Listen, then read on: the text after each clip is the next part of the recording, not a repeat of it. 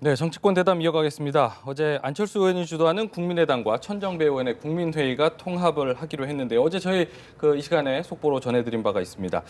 더불어민주당은 정의당과 함께 그 전략적 연대로 응수를 했는데요. 맞불 경쟁의 범위를 좀 넓혀가는 모양새입니다. 어떻게 좀 보셨나요? 예, 그래서 이게 근데 맞불인지는 모르겠습니다. 근데 하여튼 근데 저는 더불어민주당이 정의당하고 이 연대를 하기로 한 그 부분과 관련해서는 과연 잘한 것인지 좀 이제 지켜봐야 될 것 같고요. 네. 왜냐하면 중도로 조금 더 나오기로 계속 약속을 했던 거 아닙니까? 국민들한테 우양우하겠다라고 얘기를 했는데 지금 자꾸 이렇게 좌양자를 계속하고 있단 말이에요. 최근에 이런 것이 과연 그 당의 외연 확대 또 이 총선에서의 지지율 그 확대에 과연 어떤 도움이 될까 이런 부분이 있고요. 사실은 이 심상정 정의당 대표하고 뭐 만나서 이런 논의하는 그런 부분과 관련해서 심상정 대표가 이제 먼저 선제안을 하긴 했으나 김종인 선대위원장, 사실상 지금 당을 이끈다라고 하는 김종인 선대위원장은 좀 부정적인 입장을 최근 계속 밝혀오지 않았습니까? 그런데 이게 그냥 전격적으로 이루어져 버린다는 거죠. 그러니까 문재인 대표가 그만두기 전에 본인이 판을 사실은 다 깔아놓고 지금 그만두는 그런 모양새가 돼서 김종인 선대위원장 안 그래도 지금 논란이 많은데 과연 이제 제 역할을 할 수 있을지 거기에 대한 이제 회의론이 국민들에게 알려진 그 부분은 좀 이제 눈여겨봐야 될 것 같고요. 네. 뭐 천정배 의원 같은 경우에 최근에 뭐 더민주에서 뭐 영입설이 나오긴 했으나 그러나 다시 되돌아가기에는 상당히 좀 힘든 그런 측면들이 굉장히 많지 않았습니까? 네. 뭐 친노 패권주의에 대해서 비판을 하고 나온 마당에 뭐 그 해결이 안 된 상태에 들어간다는 것도 굉장히 우스운 그런 상황이었고 어차피 안철수 의원하고는 공조를 할 거다라는 얘기가 계속 나왔었기 때문에 그 방향으로 간 것으로 일단 봐야 될 것 같고요. 네. 안철수 의원 입장에서 제가 보기에는 뭐 천정배 의원하고 힘을 합침으로 해서 뭐 이런 게 더 많다 이런 얘기도 일각에서 나오고 있으나 그럼에도 불구하고 얻은 게 더 많을 것이다라고 생각을 좀 합니다. 왜냐하면 천정배 의원이 어찌됐건 정치 경험도 훨씬 더 많고요. 예. 그리고 뭐 인재 영입도 국민회의 중심으로 해서 상당수 지금 이미 해놓은 그런 네네. 풀이 있다는 거죠. 풀이 있고 그리고 정책적인 측면에서도 그 입법 관련해서 앞으로 이제 어떤 제대로 된 모습을 보여주려면 천정배 의원의 정책적 역량 이런 것들이 상당히 도움이 될 거다 이렇게 생각합니다. 종합적으로 좀 평가를 해주셨는데 어떻게 차 교수님께서는 어떻게 좀 보셨나요? 예, 저는 더불어민주당과 정의당의 연대는 우리가 이런 표현 쓰잖아요. 익숙한, 너무나 익숙한. 그렇기 때문에 좀 신선함이 떨어지는 거예요. 네, 네. 그러니까 우리 이종훈 평론가께서 말씀하셨습니다만은 과연 더불어민주당과 정의당의 시너지 효과가 얼마나 지속될지는 저는 솔직히 조금 회의적입니다. 네. 그러니까 지금 더불어민주당의 입장에서는 국민의당과 중도층을 놓고 지금 싸워야 되는 입장인데 네. 과연 정의당과의 어떻게 보면 선거 때마다 하는 기계적인 연대가 네, 네. 국민들에게 감동을 줄 수가 없고 예. 그리고 정책적인 차이도 적잖아 있는 게 사실이지 않습니까? 네, 네. 그 부분을 어떻게 간걸 좁히느냐 부분에 있어서 그런 측면이 있습니다. 네. 분명히 그런 측면이 있지만 그러나 더불어민주당 입장에서 보면 어제 안철수 의원이 주도하는 국민의당과 국민회의, 천정배 의원의 국민회의가 통합하는 부분에 대해서 맞불을 넣어야 되는 그런 측면 때문이라도 두 사람의 연대는 두 당의 연대는 필요했겠죠. 네. 그렇다고 보면 과연 천정배 의원과 안철수 의원의 결합만 가면 좋은 것인가? 네. 그건 어떻게 보면 낯선 조합이 가져다 주는 막연한 불안감 이런 것들을 아마 많은 사람들이 느꼈을 겁니다. 예. 이 국민의당의 지금 안철수 의원은 본인이 이야기하듯이 새로운 정치를 통해서 이 공고한 양당 구조, 적대 구조를 깨겠다는 거였지 않습니까? 그러나 사실은 어떻게 보면 이 천정배 의원은 훨씬 더 안철수 의원보다도 더 오랫동안 이 양당 체제에서 오랫동안 주도적인 역할을 해왔던 분입니다. 그랬죠. 그리고 네. 또 정책적인 차이도 상당히 있습니다. 네. 우리가 기억하다시피 천정배 의원 같은 경우는 지난번 참여정부 시절에도 한미 FTA를 강력하게 반대했고 그 뒤에는 단식 농성까지 할 정도로 지금 한미 FTA 문제에 대해서 반대를 했던 그런 측면이 있습니다.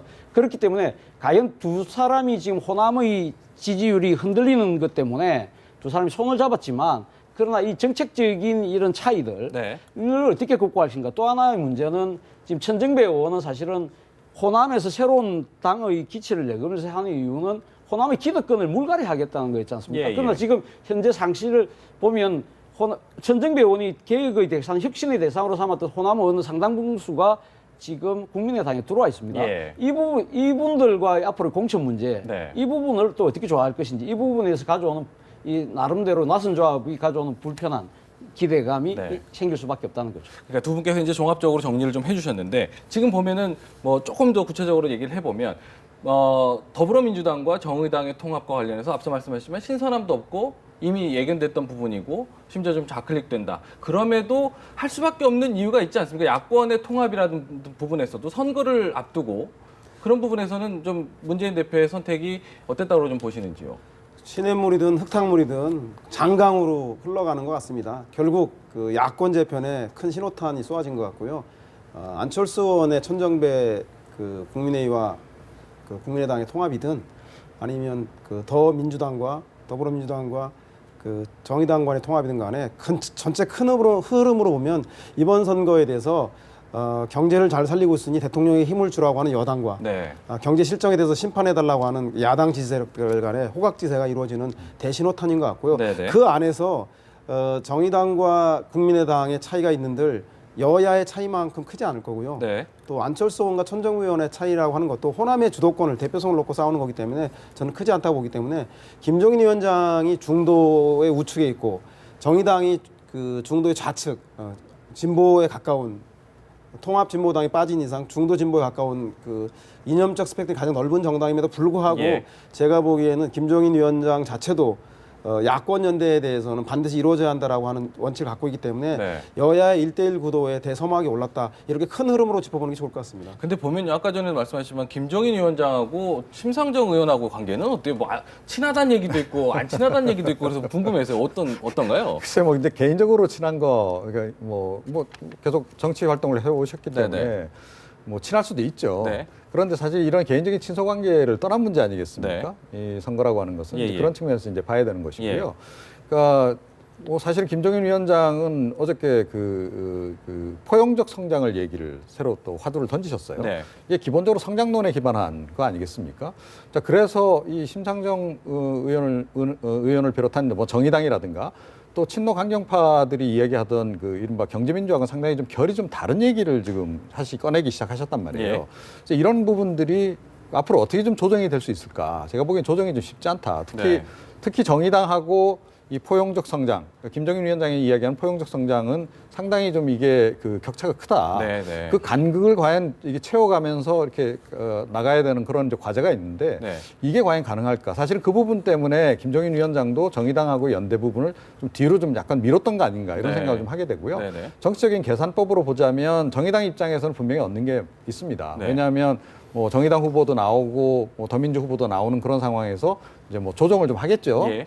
그렇게 해서 이제 정의당 후보가 좀 이제 약간 강세를 보이는 지역에서는 뭐 이쪽에 출마를 안 시키다든지 네네. 이런 식으로 해서 이제 교통 정리를 전략적인 해나가는. 연대를 좀, 네. 그래서 정의당한테는 분명히 플러스 요인이 된다. 그리고 네. 이제 전국적인 득표율 면에서도 훨씬 더 유리해질 거다. 그런데 더민주 입장에서는 과연 이게 유리한 선택이었는지 그러니까 정의당하고 합침을 해서 기계적으로 얻어지는 부분보다는 오히려 이쪽 중도 지형에서 잃는 부분이 그만큼 더 많을 수도 있다. 예, 저는 예, 그렇게 예. 생각합니다. 지금 보면요, 그 혹시라도 그동안 그 뭐 앞서서 좀 얘기만 좀 되짚어 보면 지지도 하락하는 국민의당 입장에서는 혹시라도 그 천정배 의원과 합당한 것이 반전의 계기가 될 것이라 이런 기대도 있고 전망도 좀 있습니다. 그런 상황에서 혹시 좀 주춤했던 더민주의 탈당이 어떻게 좀 가속화되는, 좀 다시 속도가 붙는 그런 걸 좀 기대할 수 있을까요?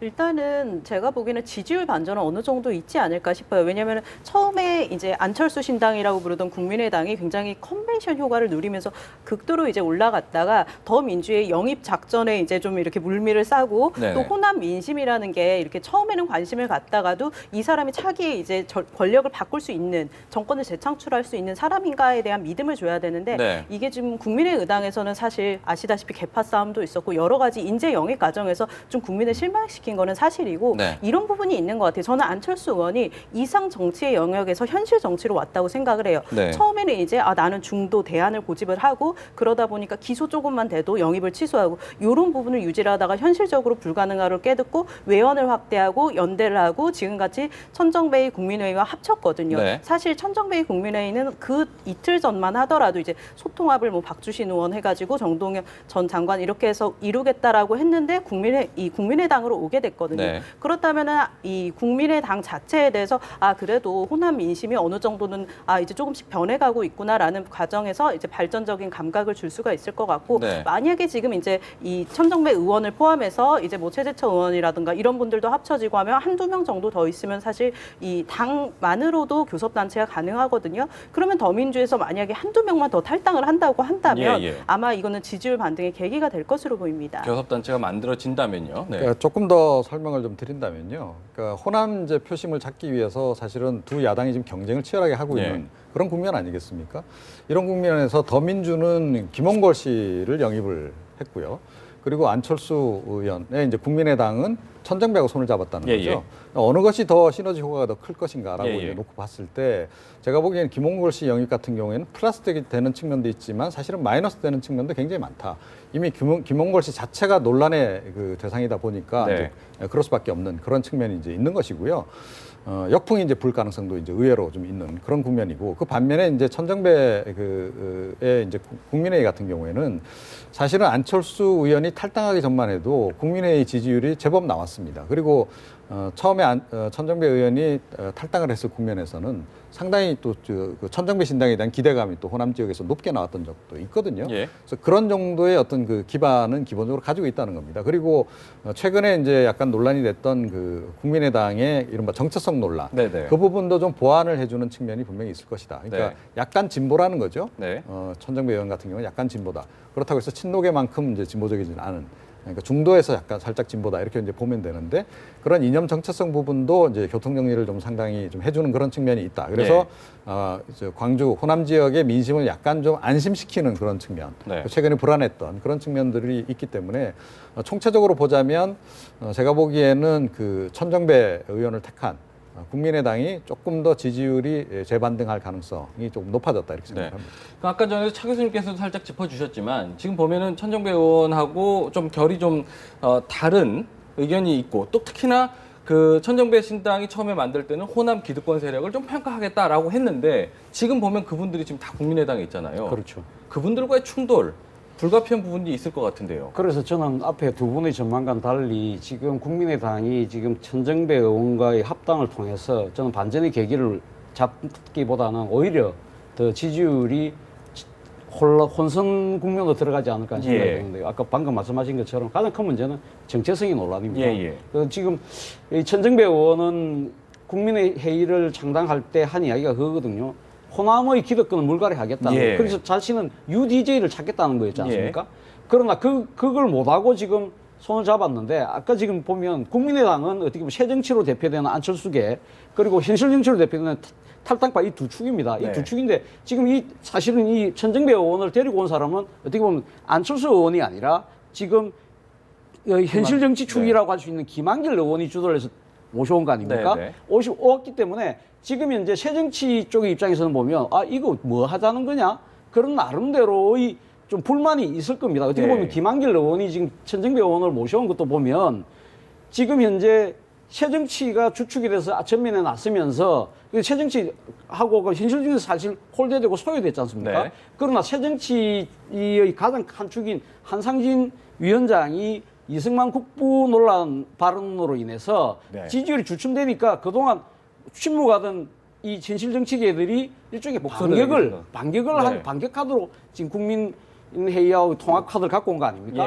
그런 측면에서 본다면 앞으로 그러면 지금 과연 어떠한 부분을 그러니까 이 지금 지금 부분을 어떻게 지금 조화를 이뤄낼 것이냐의 부분인데 그 정도의 정치력을 과연 안철수 의원이 가면 깔끔하게 해낼 것인가? 그렇지 못할 경우는 오히려 더 실망감이 커져서 지지율이 오히려 하락할 수도 있다. 저는 그런 생각이 듭니다. 그러니까 경험치 면에서도 사실은 김한길 의원한테는 못 당하지 않습니까? 아무리 주변에서 도와준다고 하더라도 그 갈등이 불가피할 텐데요. 네, 일단 이 야권 내에서의 국민의당 내에서 김종인 그리고 심상정 간의 갈등 그리고 국민의당 내에서 국민의파와 국민의당 안철수계와의 갈등 필연적일 수밖에 없는데요. 이 두 갈등이 서로의 다름이 시너지를 발휘하는 그래서 그 리더십으로 극복이 될 것인지 아니면 외화되는 개파의 지분, 공천 지분으로 싸움이 일어날 것인지에 대해서 계속적으로 지켜봐야 될 것 같고요. 저희가 볼 때는 그동안 통상적으로 보면 아무리 좋은 명분도 결국 총선을 앞둔 공천권 때문에 결국 신구 세력의 물갈이 싸움이 불을 보듯 뻔하다. 그래서 그 국민의 당이든 네. 그리고 여기 더 민주당이든 간에 네. 내부에서의 신구 갈등은 필연적으로 일어날 것 같은데 문제는 본질적으로 도대체 호남의 신당, 호남의 당 세력들이 너무나 복잡하게 펼쳐져 있는데 저는 구도는 아주 단명해지게 볼 수 있을 것 같습니다. 복잡할수록 쉽게 보자면 네. 문재인 대표가 사퇴함으로써 문재인과 안철수의 호남 대결은 사라졌습니다. 이제는 천정배가 의미 있는 정치 세력이고 나머지 정당은 국민들이 이름조차 모를 정도의 다양한 세력들이 있는데 그 세력들이 이제 안철수라고 하는 큰 흐름으로 다 편제될 것 같습니다. 그러면 호남을 두고 나서 제가 보기에는 기성 정치권과 손잡은 안철수냐 아니면 흑수저라고 하는 양양자라고 하는 정치 신인과 손잡은 문재인이냐. 네. 물론 중간에 김홍걸이라든가 이런 변수가 조금 있긴 했으나 네. 큰 흐름으로는 그 현역 정치인이냐 신진 그 정치인과의 대결로 전선이 간명해질 것 같습니다. 나머지 당 이런 문제는 이제 조금 지나면 너무나 복잡하기 때문에 국민들 머릿속에는 네. 큰 흐름에서 사라질 것 같습니다. 근데요, 지금 말씀하셨으니까 제가 좀 네. 짚어보자면 인재영입 관련해서 굉장히 좀 좋은 평가 받아오다가 최근에 보면 또 다시 색깔을 좀 드러내는 것 아니냐 네. 이런 얘기들도 있어요. 정의당과 얘기 나온 면과 동시에 더더군다나 이런 부분이 나오기 때문에 혹시 인재 영입과 관련해서 혹시 어떻게 좀 평가를 좀 하시는지요 지금? 저는 인재 영입과 관련해서 아까 양향자 전 상무를 말씀하셨는데요. 양향자 전 상무가 인터뷰한 거 내용 보시면은 왜 굳이 더민주를 택했냐고 했는데 이념이나 이런 측면이 아니라 문재인 대표가 가장 적극적으로 굉장히 일찍 연락을 했고 간절해 보였기 때문에 나는 그 당을 간 것이다라고 말씀을 하셨어요. 그렇게 된다면 양향자 전 상무가 정말 눈물을 흘리면서 국민 엄마로 거듭나고 우리에게 인재 영입에 대해서 굉장히 희망을 준 부분은 분명히 더민주가 잘한 부분이거든요. 그러면은 만약 새누리당도 지금 김무성 대표가 뭐 100% 상향식 공천이다라고 해서 결국 신인물에 대해서 굉장히 소극적 이 태도를 보이고 있고 국민의당도 지금 제대로 된 뭐 영입이나 이게 눈에 띄는 영입이 없는 차원에서 양향자 전 상무 같이 이렇게 굉장히 국민에게 모범이 될 수 있는 사례를 모시고 온다면 그 당이 이제 인재 영입 부분에서는 굉장히 높은 평가를 받고 그게 곧 지지율로 연결이 되는 거거든요. 더민주가 호남에서 지지율 반등하게 된 가장 큰 계기가 저는 양향자 전 상무라고 생각을 하고 네. 인재 영입에 있어서 가장 중요한 거는 저 사람처럼 스토리가 있는 사람, 감동을 주는 사람 이런 사람이어야 되는데 지금 영입에 관련해서 하여튼 뭐 영입위원장을 두지 않겠다 있으면 데리고 와라 이렇게 하고 있는 새누리당의 모양새나 뭐 그다음에 국민의당이나 지금은 조금 더 배워야 할 것으로 보입니다. 지금 보면은 박주민 네. 의원이나 그 변호사라든지 이런 부분에 대한 지적도 좀 있어서 그렇죠. 네. 그러니까 이제 문재인 대표와 친노계는 끝까지 봐야 합니다. 네. 그러니까 처음에 반짝 보이는 거하고 끝에 되는 거는 달라지기 때문에 네. 그러니까 정청래 최고 같은 경우도 막말 그 당시 초기에는 얼마나 중징계한다 그랬습니다. 네, 네. 흐지부지 하더니 막판에는 아주 그 최고위에 조기 복귀시키고 네. 이런 식으로 일이 진행이 된다는 거죠. 김정인 위원장 이번 같은 경우 영입권 마찬가지 아닙니까? 처음에 빵 때려서 국민들이 뭐 있나 보다. 그렇게 생각했더니 뭐 친노 뭐 해체하겠다 그러고 뭐 이분이 얼마나 처음에 세게 얘기했습니까? 그런데 불과 일주일 만에 흐지부지 되면서 결국 문재인 대표 중심의 선대위가 구성돼 버리고 마는 이런 식으로 계속 흘러간다는 거죠. 노영민 또 신기남 의원에 대한 징계 부분도 중징계한다. 중징계로 결정 났다. 이렇게 발표됐는데 이것도 뭐 재심 거치고 어쩌고저쩌고 하다 보면 어떻게 될지 모르는 거예요. 예. 자, 이게 사실은 국민들이 보기에는 친노계는 역시 자꾸 눈가림을 한다. 자꾸. 그리고 자꾸 물타기를 하고 이런 식으로 한다는 거에 대한 이미지가 이미 좀 약간 고정이 돼 버렸어요. 그 이미지를 사실은 탈각을 해야 성공하는 것이고 변신을 하는 것이고 더불어민주당이 다시 지지를 끌어오는 아주 핵심적인 요인인데 네. 그거가 과연 가능할까? 그런 생각을 좀 하게 되는 거죠. 인재 영입도 처음에는 얼마나 참신한 인물들이 많았습니까? 근데 뒤로 갈수록 참신한 인물들이 점점 사라지면서 운동권 영입이 계속 이루어지는 그런 식으로 간다는 거죠. 자, 그래서 사실은 더 봐야 된다. 이렇게 생각합니다. 문재인의 변을 조금 하자면 저도 평소에 문재인 대표에 대해서 비판적 지지자임에도 불구하고 지금 문재인 대표 같은 경우는 원래대로 김홍걸 의원의 영입은 제가 봐도 패착인 것 같습니다. 패착임에도 불구하고 그럴 수밖에 없는 게 친노에 대해서 친노 패권주의라고 비판하는 것처럼 호남을 두고 이게 얼마나 볼썽사나운 모습입니까? 이거 지역을 기반으로 한 호남 패권주의 아니겠습니까? 그래서 호남 대책을 문재인 대표는 자신이 당대표직을 선출된 당대표를 사퇴함으로써 호남에서의 문재인이냐 반문재인이냐의 구도를 희석시켜낸 거고 또 하나는 호남 민심을 대해서는 양양자와 같은 정치 신인들의 과감한 발굴. 네. 또 한 축에는 또 호남 정치 세력에 대해서는 김홍걸 의원이라고 하는 고육주책, 즉 호남 패권에 대해서 그 방어적 패권을 쓸 수밖에 없는 그 호남 민심과 호남 정치 세력에 대한 그 투트랙 전략 속에서 나온 고육주책인데, 저는 이왕의 그 안철수 문재인이라고 하는 두 분이 그동안의 기성 정치를 좀 갈아달라고 하는 국민의 요구로 정치권에 들어왔다면 네. 안철수는 안철수답게, 문재인은 문재인답게 원래 양양자 같은 정치 신인을 가지고 과감하게 호남 기득권 세력과 맞섰으면 좋겠는데 네. 워낙에 강고한 호남 지역주의 그 정치인들 앞에서 그 저항 방어적으로 김홍걸이라고 하는 김대중 대통령을 차용할 수밖에 없는 서글픈 야당 현실을 보여주는 것 같아 씁쓸하긴 합니다. 근데 사실은요, 그 지점이 노무현 전 대통령하고 문재인 대표를 아주 확연히 가르는 지점이라고 저는 생각을 합니다. 그러니까 만약에 노무현 전 대통령 같았으면 어땠을까요? 안철수 의원이 탈당한다 그러면 안철수 의원 집 앞에 가서 뭐 상주를 하나 한이 있어도 아마 마음을 되돌리려고 했을 겁니다. 또는 천정배 의원 탈당하고 나서 그 이후에 뭐 그 이전에 뭐 어떤 그런 것들 다 접어놓고라도 이번에도 예를 들어서 천정배 의원을 정말로 모셔올 대표로 또 선대위원장으로 공동선대위원장으로 모셔올 진정성이 있었다면 노무현 전 대통령 같았으면 천정배 의원 앞에서 정말 아마 텐트를 쳤을 겁니다. 자, 그런 진정성이 안 보인다는 거죠. 김용길 씨 영입 같은 데서 진정성을 우리가 느낄 수 있나요? 아니라는 거죠. 뭐 조금 전에 좋게 이제 표현을 하시긴 했는데 고육지책이다. 근데 많은 국민들이 보기에 또 호남 민심, 호남 유권자들도 더 마찬가지일 것 같아요. 이거 약간 꼼수 쓰는 거 아니냐 이런 식의 생각을 우선 하게 된다라는 것.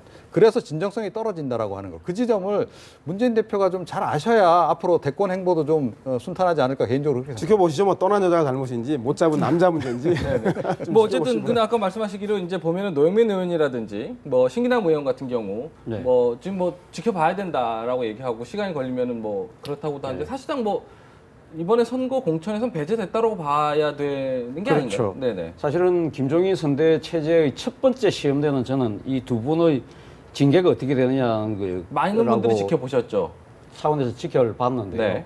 결과는 제 생각보다도 사실 더 긍정적으로 나왔네요. 네네. 그러니까 지금 김종인 선대위원장이 물론 이 결정을 내린 건 아니죠. 당윤리심판원에서 한 거지만 그렇죠. 그 이전에 결정들 내린 거하고 비교를 해보면 상당히 지금 당윤리심판원에 있는 분들도 야 우리가 지금 이 상태로 지금 좀 뭡니까 좀 관용적으로 네. 이 100%는 안 되겠다는 생각을 하게 된 이유가 김종희 선대위원장 체제가 들어왔기 때문에 그게 가능한 거죠. 사실은 예, 예. 어떻게 보면 그 앞에 파주의 그 윤호덕 의원 네. 그리고 또 앞에 정청래 의원 네. 이런 분들한테 사실 윤리심판원이 면죄부를 줬더랬습니다. 네, 네. 근데 그때는 물론 나름대로 그 근거는 또 있겠죠. 예, 예. 있겠지만 그러나 일반 국민들이 느꼈을 때는 아 결국 친노 패권, 친노 주류들이 자기들끼리 싸고 도는 거 아니냐는 생각을 예, 예. 분명히 했는데 네. 이번에 당윤리심판원에서 이 두 분에 대한 징계 결정을 내림으로써 예, 아 예. 김종희 선대위가 나름대로 그 정권을 갖고 움직이는 하나의 신호탄으로 여긴다는 거죠. 예, 또 하나의 예. 긍정적인 신호는 제가 봤을 때는 김종인 위원장 스스로가 과거의 비리 전력에 발목이 묶여 있는 상태입니다. 예, 예. 그런 상태에서 과연 그럼 김종인 위원장이 이 지금 현재 비리에 연루된 현역 의원 둘을 쳐낼 수 있을까? 본인 스스로 하자가 있기 때문에 못할 거 아니냐? 그런 측면에서도 상당히 주목됐는데 네. 본인은 그런 과거 전력 나는 뭐 다 뭐 처벌받고 사면받고 다 한 거고 나는 진짜 프리하게 내가 당을 한번 이끌어 보겠다는 하나의 기준대로. 또 징표로 네. 보인다는 측면에서는 긍정적으로 보입니다. 그러니까요. 이 첫 작품을 보면 앞으로의 작품도 좀 기대할 수 있는 부분도 있지 않을까요? 그래도.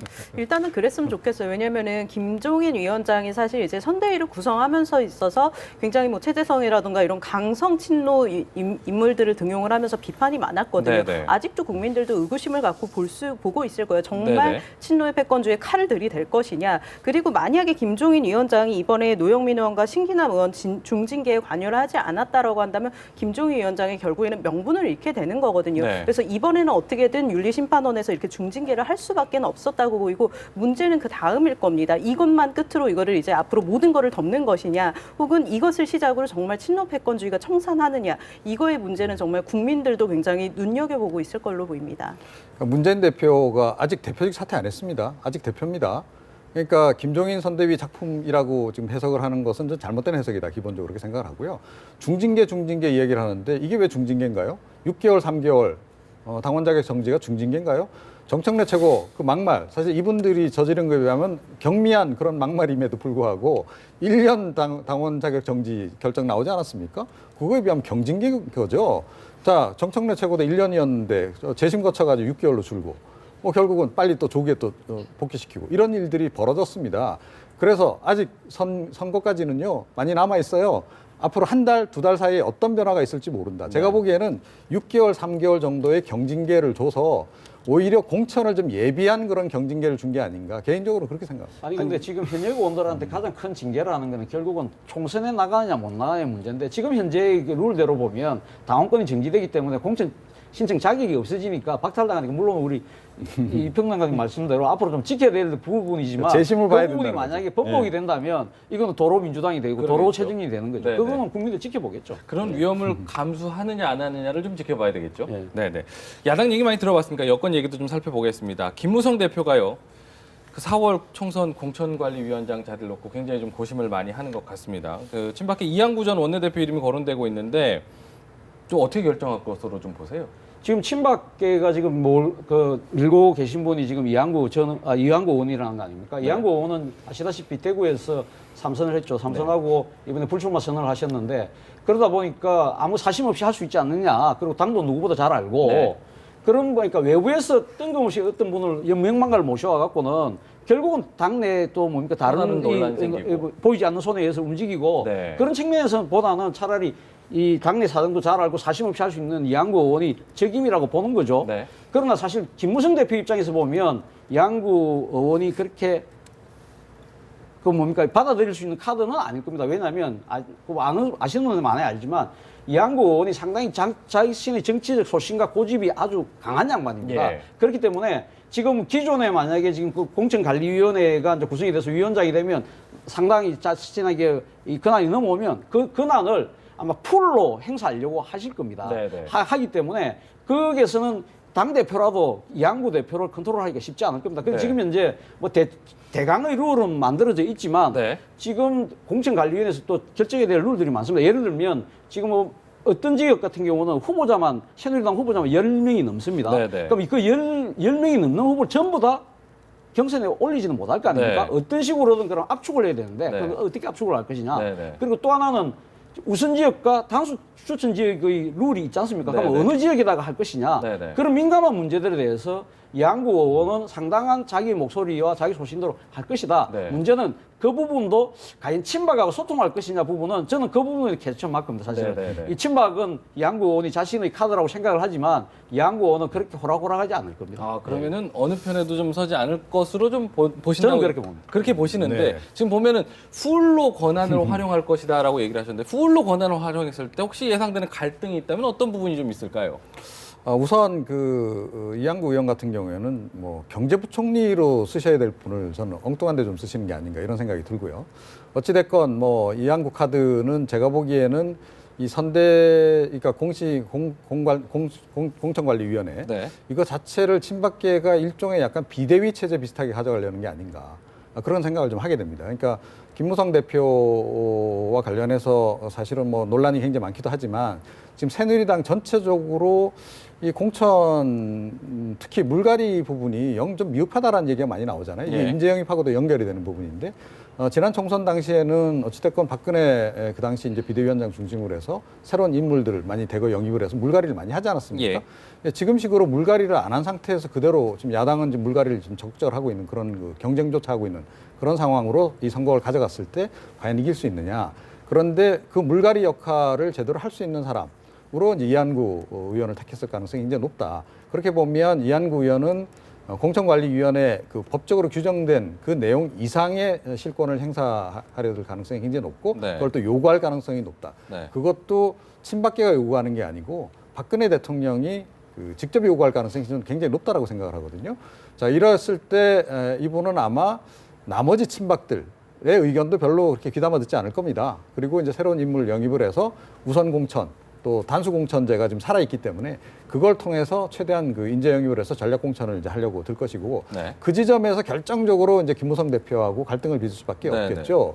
그래서 이 권한 관계를 놓고 김무성 대표하고 상당히 이제 갈등이 좀 예상이 되는데 그런데 김무성 대표가 요즘에 뭐 그렇게 색깔이 뚜렷하지가 않기 때문에 네. 뭐 결국은 뭐 그 친박계 내진 청와대 뜻대로 진행이 되지 않을까 그렇게 예상을 합니다. 저 어떻게 좀 저는 좀 엉뚱한 발상을 해보는데요. 네. 저는 최경환 의원을 공천위원장으로 김무성 대표 임명할 것 같습니다.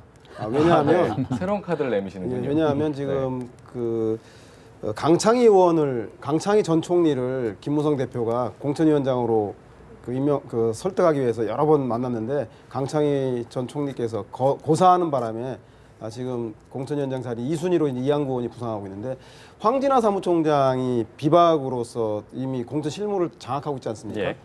결국은 이한구 의원이어도 누가 오든 간에 공천의 절반은 최경환 의원이 보이지 않는 손으로서 작용을 할 게 틀림없습니다. 네. 두고두고 커튼 뒤에서 부작용을 일으켜서 분란을 일으키니 제가 만약에 김무성 대표라면 차라리 최경환 의원을 오픈시켜서 공개 석상에 올리면 그것을 당내의 친박의 불만들을 체제내화시켜서 함께 합의하고 타협할 수 있는 네. 밀실에서의 보이지 않는 손이 보이게 되면 예측 가능하고 새누리당 지지자에게도 훨씬 더 신뢰감을 줄 수 있기 때문에 저는 최경환 의원의 전격 발탁을 통해서 제발 친박 비박 그만 싸우고 야당이 친노 비노 싸운다고 이 여당도 친박 비박 싸워도 되겠습니까? 경제 문제를 가지고 박근혜 정부가 잘했으니 경제 표를 달라고 하고 네네. 서민들이 못 살겠으니까 정권을 견제해달라는 야당의 국민들이 먹고 사는 문제로 돌아가기 위해서 네네. 빨리 당내 문제를 정리하기 위해서 네. 최경환 의원을 전격 공천위원장 발탁할 것 같습니다. 서부 소장님은 좀 새로운 카드를 좀 제시해 주셨는데 혹시 어떻게 좀 전망을 좀 하세요? 저는 지금 이 공천관리위원장을 누구를 앉힐까 자체가 이제 친박과 비박의 물밑에서 총성 없는 전쟁하는 거를 보여주고 있는 네. 것이 아닌가 싶고요. 이한구 의원 같은 경우는 뭐 다 아시다시피 특히나 대구 수성 갑에서 이제 뭐 3선 하셨었고 그다음에 뭐 친박의 중에 친박이라고 볼 수 있는 분이기 때문에 아까 말씀하신 대로 최경환 전 부총리를 이 자리에 세우기에는 아무래도 대놓고 친박을 세우기에는 아마 쉽지가 않을 것 같고 그렇게 되면 비박계와 갈등이 더 격화가 네. 될 것 같으니까 네네. 특히나 지금 이한구 의원 같은 경우는 불출마 선언을 했기 때문에 네네. 뭔가 친박의 입장에서 이 사람을 세운다고 했을 때 공천관리위원장으로서 뭔가 사심이 없이 이렇게 할 수 있는 것이 아니냐 이런 이미지를 주는 것으로 보이고요. 예, 예. 제가 보기에는 이 위원장이 이한구 의원이 앉든 다른 분이 앉든을 떠나서 친박계가 앉느냐 혹은 외부 인사가 앉느냐에 따라서 앞으로 이제 이 친박과 비박 중에 어떤 쪽에서 공천권에 물밑에 보이지 않는 손 권력을 많이 갖느냐를 좀 지표하는 이 단계가 아닐까 싶습니다. 제가 보기에는요 최경환 부총리가 차마 나설 수가 없는 그런 국면이라고 봅니다. 이게 너무 노골적인 거죠. 최경환 부총리가 이 자리로 이제 나오게 되면 네. 김무성 대표 입장에서도 굉장히 부담스러울 수밖에 없습니다. 만약에 최경환 의원이 공천관리위원장이 되면 언론이 당장 어떻게 쓸까요? 새누리당의 그 당대표직이 사실상 최경환에게 넘어가 이런 식으로 보도가 나올 수밖에 네네. 없다는 겁니다. 그 상황을 사실은 친박계도 좀 부담스러운 부분이 상당히 있고 또 김무성 대표로서는 당연히 부담스럽기 때문에 약간 서로 지금 일단은 그 중재 카드 비슷하게 지금 친박계에서 낸 게 아닌가 저는 그렇게 생각합니다. 지금 보면요, 뭐 최경환 의원 얘기가 나와서 그런데 네. 뭐 안대희 전 대법관 그 최고위원 앉힌 걸 두고 지금 홍무정 의원이라든지 친박계에서는 지금 자리 뺏으려고 일부러 안대희 전 대법관 앉힌 거 아니냐, 뭐 이런 얘기가 있지 않습니까? 홍문정 의원이 어떻게 보면 친박의 속내를 솔직하게 털어놓은 셈이죠. 네. 뭐 홍문정 의원이 지난번 반기문 유엔 사무총장의 대망론을 이야기했지 않습니까? 네. 뭐 일각에서는 청기를 누설했다는 이야기가 네. 있을 정도인데 저는 이 홍문정 의원이 안대희 전 대법관의 최고위원 지명에 대해서 아마 지금 딴지를 건 것은 물론 뭐 최경환 의원을 좀 부각시키는 측면도 있지만 저는 향후 총선 이후에 이 안대희 전 대법관과 김무성 대표의 나는 정치적 연대의 고리를 미리 좀 차단하려는 그런 견제의 의미가 있지 않나. 예. 지금 어떻게 보면 안대희 대법관이 만약에 지금 마포갑에서 승리를 해서 등원을 하게 될 경우 네. 아마 정치적인 상당히 이제 기대치가 아마 높아지면서 아마 여권의 잠재주자로 떠오를 예. 겁니다. 떠오르는 상황에서 김무성 대표도 그걸 알고 있죠. 알고 있지만 아직까지는 내 스스로가 안대희 대법관은 충분히 컨트롤할 수 있을 정도. 왜? 정치 초보니까. 예. 그러면서 본인은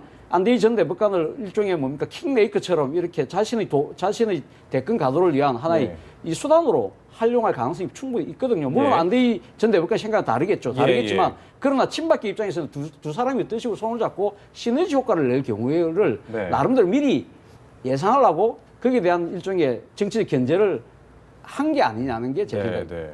저는 안대희 전 대법관을 최고위원 자리에 앉혔다는 것부터 굉장히 좀 적절하지는 않다고 생각을 해요. 왜냐하면 그 자리가 1년 반이 비어 있었고 이정현 최고위원 같은 경우는 이제 호남에서 여러 가지 이제 입장이 있고 호남 배려 차원에서 이제 그 자리에 지명직으로 두신 거잖아요. 네. 특히나 이제 이 지금 최고위원이라는 자리는 안대희 의원은 선수인데도 이제 심판 역할까지 같이 해야 되는 자리인데 굉장히 특혜 시비가 있을 수밖에 없거든요. 특히나 안대희 전 대법관은 지금 의원도 아니고 예비 후보 입장이잖아요. 네. 그러다 보면 험지 출마 과정에서 서로 이제 뭐 당근과 이렇게 뭐 주고 받았느냐 의심도 갈 수 있고 네. 선거 전체적인 국면에서 친박의 입장에서는 보이지 않는 손이 뭔가 있는 것이 아니냐. 왜 갑자기 이렇게 뜬금없이 안대희 전 대법관이 그것도 다른 입장도 아니고 최고위원까지 네. 자리에 이렇게 넣는가 이 부분에 대해서는 계속 의심이 갈 수밖에 없습니다. 저는 네네. 이 홍문적 의원이 이 최경환에게 기회를 안 주려고 이런 말씀을 하셨다고 하시는데 그런 의심을 충분히 줄 수도 있는 상황이라고 봅니다. 저는 그 홍문종 의원의 기만 전술이라고 생각합니다. 네. 이거.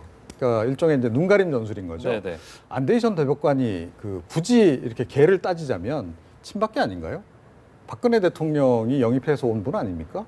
예. 그런데 사실은 뭐 요즘은 어떻게 뭐 이 마치 이렇게 비박계에서 김무성 대표 사람인 것처럼 이렇게 포장이 지금 돼버렸어요. 네. 이번 그 논란 과정에서. 네. 그 친박계 입장에서 작전 성공인 거죠. 우리 사람을 비박계로 포장해서 지금 최고위 한 명 앉혀놓은 그런 네, 격이 되니까 네. 그 지점을 우리가 좀 눈여겨봐야 됩니다. 사실은. 굉장히 전략적으로 서로 움직이는 것 같은데.